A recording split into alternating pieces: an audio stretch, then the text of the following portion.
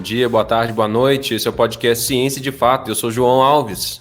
E eu sou Jason Ghisolfi. E hoje conversamos com a professora Elisângela Dias Saboia. A Elisângela é licenciada em Letras pela Unemate, tem especialização em Educação de Jovens e Adultos e mestrado também em Letras e também pela Unemate. A sua dissertação de mestrado teve como foco uma análise do discurso publicitário. Além disso, ela é autora de um livro chamado Mistérios do Coração. E ela é professora de língua portuguesa e língua inglesa no IFMT do Campo Sorriso desde 2017. Então aumente o volume que a nossa conversa começa agora.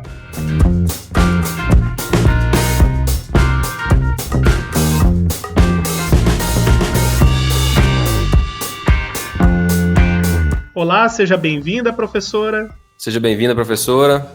Obrigada, bom dia, boa tarde, boa noite para todos. É um prazer estar aqui hoje com vocês. Prazer é todo nosso. Então conta um pouquinho pra gente sobre você. Você morou aí num monte de cidade no Mato Grosso. Conta pra gente sobre o seu caminho, seu percurso, como que você chegou a estudar letras e como que você foi parar no IFMT. Fala aí pra gente, por favor. Então, o IFMT se tornou uma meta, né, um objetivo profissional há algum tempo. Então, a minha trajetória em torno da língua portuguesa vem desde criança, então eu sempre me identifiquei muito com a leitura, com a escrita. Aos 10 anos de idade, eu iniciei a escrita de poemas, né, escrita de um diário. Então, eu ganhei um diário, comecei esse processo de escrita e acredito que isso tenha me conduzido à faculdade de letras também, a minha paixão pela língua inglesa, sempre estudando e aprendendo de forma autônoma. Eu comecei a estudar inglês com 10 anos também, sozinha, utilizando livros antigos de inglês. Então, comecei a aprender inglês de forma bem autônoma aí. Então, essa forma de estudar sozinha, né, me conduziu também, tanto a língua inglesa quanto a língua portuguesa, me conduziu à faculdade de letras. E de se tornar professora, né? O sonho de se tornar professora. Morei também em várias cidades aqui de Mato Grosso. Minha família se mudava bastante, né? Em busca de melhorias de trabalho. Meu pai era soldador, então ele sempre estava em busca de melhorias para a família. Então a gente acabou morando em várias cidades aqui de Mato Grosso. Você nasceu em Mato Grosso? Eu sou mato-grossense, eu nasci em Colíder, interior aqui de Mato Grosso, né, daí o meu sotaque bem caipira, né, a gente fala porta, porteira, esse R bem retroflexo mesmo, né, uma característica da gente, e por conta de alguns paranaenses também, que tem na região, né, lá que eu moro, bastante paranaense. E a escolha das suas especializações, ela foi pelas opções que tinha na região, ou foi um interesse que você buscou a questão de educação de jovens e adultos, por exemplo? Então, a primeira escola que eu lecionei depois que eu terminei a graduação, apesar de eu, né, trabalhar como professora desde os 17, 18 anos, foi a educação de jovens e adultos. Então, a primeira escola que eu tive contato, depois de formada, de graduada, foi a educação de jovens e adultos. Foi muito novo para mim, mas eu acabei me apaixonando por essa modalidade de ensino. Daí a opção por fazer a especialização em educação de jovens e adultos na época. É muito diferente você ensinar jovens e adultos do que ensinar criança? É muito diferente. Ele tem toda, né, uma outra metodologia, né, tem todas outras teorias acerca, né, desse ensino para adultos, difere bastante.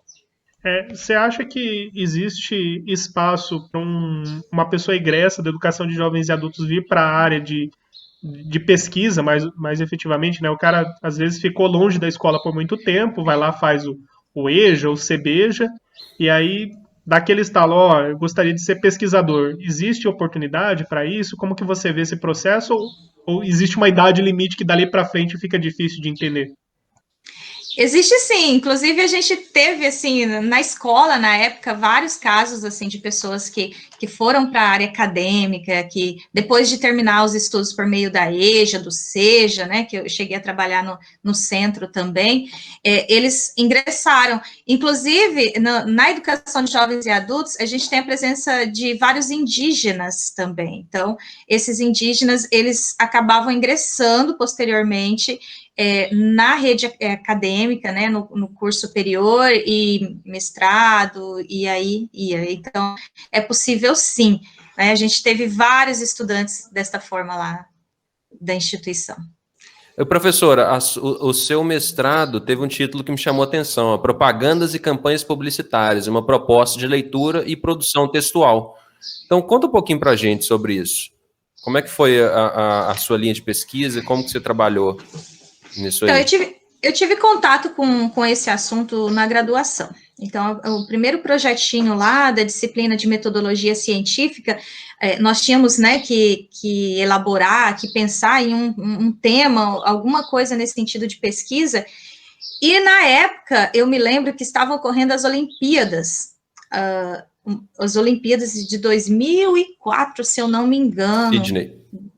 Isso, 2004. Isso, 2004. Não. 2004 foi Atenas. Sydney foi 2000. Atenas foi 2004. E então, devido às Olimpíadas, eu comecei a ver muitas propagandas, né, na TV, propagandas em cartaz espalhadas pela cidade também, de bebidas e outras, e aquilo me chamou a atenção. E uma linguagem muito interessante acompanhada nessas propagandas. Eu falei, por que não? Então, eu levei a proposta para o meu professor na época, ele achou legal e já começou a me orientar. Desse tema aí, gerou também o meu projeto de estágio. Então, de língua portuguesa, eu trabalhei com esse tema com os estudantes. E eu vi que eles gostaram bastante, eles, né, ficaram bastante interessados nas aulas que a gente ministrou sobre propagandas. Então, quando eu ingressei no mestrado, eu havia feito até um outro projeto voltado para a literatura. Mas aí eu retomei essa linha de pesquisa que eu já havia iniciado lá na graduação. Vai e vem, a literatura sempre permeou, né, a sua história. Sim, sempre, verdade. Eu queria trabalhar com contos maravilhosos, mas aí acabou que esses dias conversando com uma outra professora da minha área, eu disse o seguinte, a gente da área da linguagem, né, eu não tenho bem uma identidade às vezes, porque eu sou poetisa, eu escrevo, eu passeio pela área, né, da literatura, gosto muito da análise de discurso, essa teoria, e também sou apaixonada pela língua inglesa, então a gente meio que passeia Já escreveu várias... poema em inglês? Já. Mas isso que você falou é muito da necessidade nossa hoje em dia de rotular as coisas, né? A gente quer rotular, a pessoa é isso, a pessoa é aquilo. Às vezes não, às vezes a pessoa faz um monte de coisa e não se define como uma coisa só, né? Na Alemanha, lá, eles perguntavam para mim, porque eu estava no meio de um bando de físico, era só físico que tinha. Então, eles perguntavam, João, e você? Às vezes a gente assistia alguma palestra junto, alguma coisa mais matemática, e eu sou matemática, e qual que é a sua opinião como matemático? Aí eu ficava meio assim, pô, mas eu nem me considero muito um matemático, assim, eu tenho minha licenciatura em matemática, mas não me considero, até porque o meu mestrado, doutorado foi mais em física do que em matemática.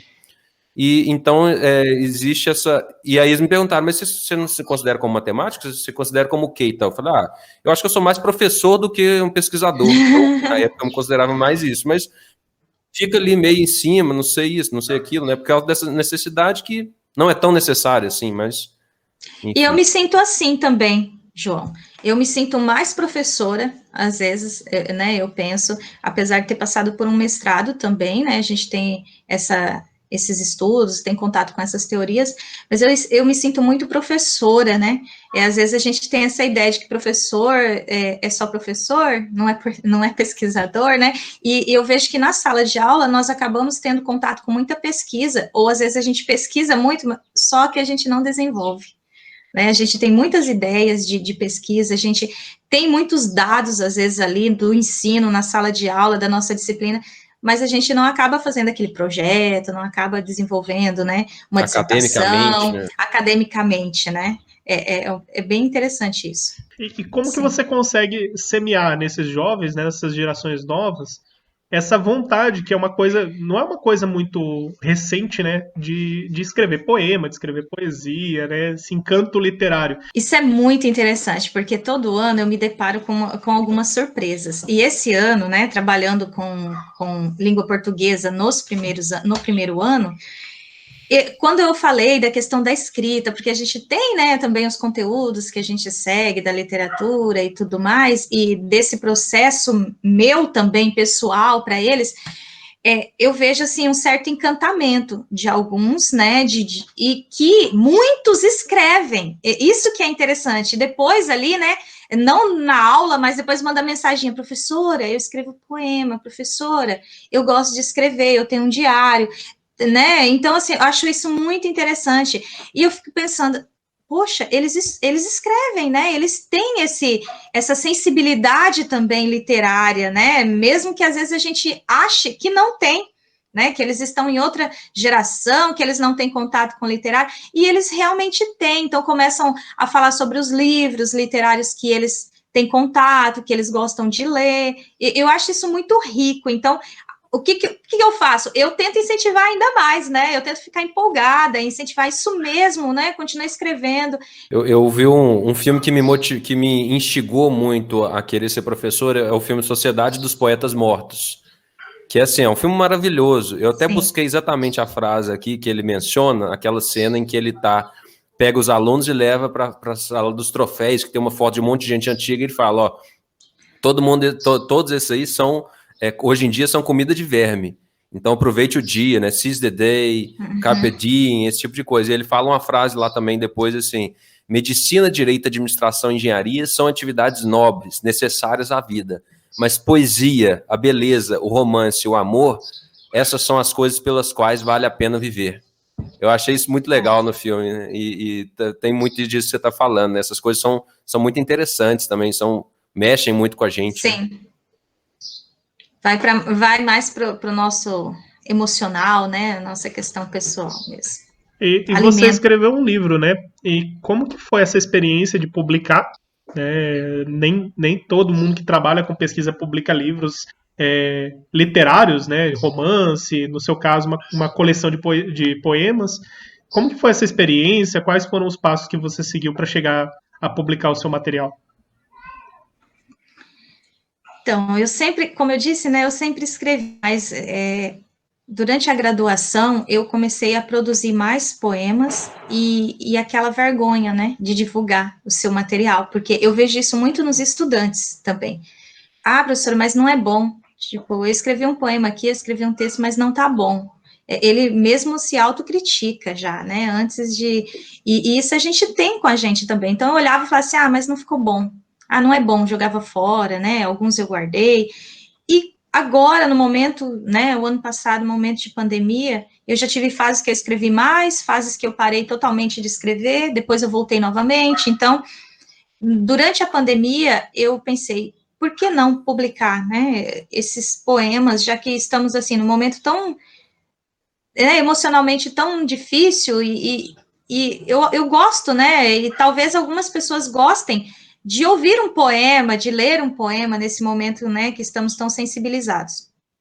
E aí eu entrei em contato com a editora, eu já havia entrado em contato com algumas editoras há alguns anos, mas não obtive resposta de nenhuma na época, e aí dessa vez a editora me respondeu, e aí eles analisaram o material, e a gente começou a conversar para a produção desse livro. Então, a gente começou a conversar, acho que em abril, se eu não me engano, e o livro foi publicado em novembro. E tem todo o processo, né, de revisão e tudo, mas foi o primeiro livro. Então, eu tirei um pouco aquela questão, o que vão pensar, o que vão achar. Simplesmente apreciem, né? Então, foi essa a questão. Deixa aí o jabá. O nome do livro e a editora, qual que é? A editora é Carline Caniato, de Cuiabá, e o nome do livro é Mistérios do Coração. Então, para você que acompanha pelo YouTube, o link nós vamos deixar na descrição do vídeo aí para você localizar o livro da professora Elisângela. Então, professor, a gente está chegando no final aqui da nossa conversa. Você gostaria de deixar alguma mensagem final para os nossos ouvintes, espectadores? Eu vou falar, então, um poema, uma frase da Cora Coralina, ok? Para deixar como mensagem final. O que vale na vida não é o ponto de partida, e sim a caminhada. Caminhando e semeando, no fim terás o que colher. Obrigada. Obrigado pela sua participação, professora. Muito obrigado. O objetivo do nosso podcast é ser um programa rápido para aproximar você do universo da ciência. Quer saber mais sobre o assunto tratado aqui hoje? Envie uma mensagem para o nosso podcast nas mídias sociais, @podcast Ciência de Fato no Instagram e também @podcast Ciência de Fato no Facebook. Se você está nos acompanhando pelo YouTube, escaneie o código aí do lado para se inscrever no podcast e receber no seu celular as notificações sobre os próximos episódios. A primeira temporada tá bombando e a gente continua com a nossa prerrogativa de um episódio por semana, toda quinta-feira. Então, até lá!